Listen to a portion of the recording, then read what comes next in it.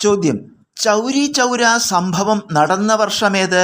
ഉത്തരം 1922. ചോദ്യം, ആദ്യകാലങ്ങളിൽ ഇന്ത്യയിൽ ദാരിദ്ര്യരേഖ കണക്കാക്കാൻ ശ്രമിച്ച ഒരാളായിരുന്നു ദാദാഭായ് നവറോജി. അതിനായി അദ്ദേഹം ഉപയോഗിച്ച മാർഗം എന്തായിരുന്നു?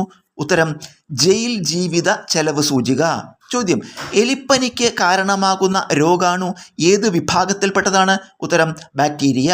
ചോദ്യം, ഹിമാചൽ പ്രദേശിനെയും ടിബറ്റിനെയും ബന്ധിപ്പിക്കുന്ന ചുരമേത്? ഉത്തരം ഷിപ്കീല.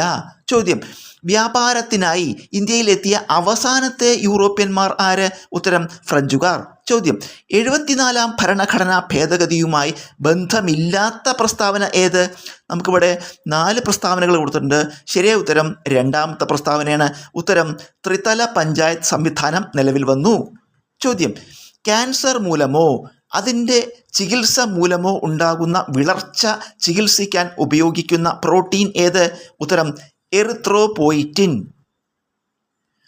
ചോദ്യം, ഒരു നിശ്ചിത കാലത്തേക്ക് സാധാരണ നികുതിക്ക് മേൽ ചുമത്തുന്ന അധിക നികുതി ഏതു പേരിൽ അറിയപ്പെടുന്നു? ഉത്തരം സർചാർജ്. ചോദ്യം, കേരള തിരഞ്ഞെടുപ്പ് കമ്മീഷനുമായി ബന്ധപ്പെട്ട തെറ്റായ പ്രസ്താവന ഏത്? നമുക്കിവിടെ 4 പ്രസ്താവന തന്നിട്ടുണ്ട്. ഇതിൽ തെറ്റായത് ഒന്നാമത്തേണ്. അതായത് ഉത്തരം തിരഞ്ഞെടുപ്പ് കമ്മീഷൻ രൂപീകരിച്ചത് 1964 ഡിസംബർ 3 എന്ന പ്രസ്താവനയാണ് തെറ്റ്.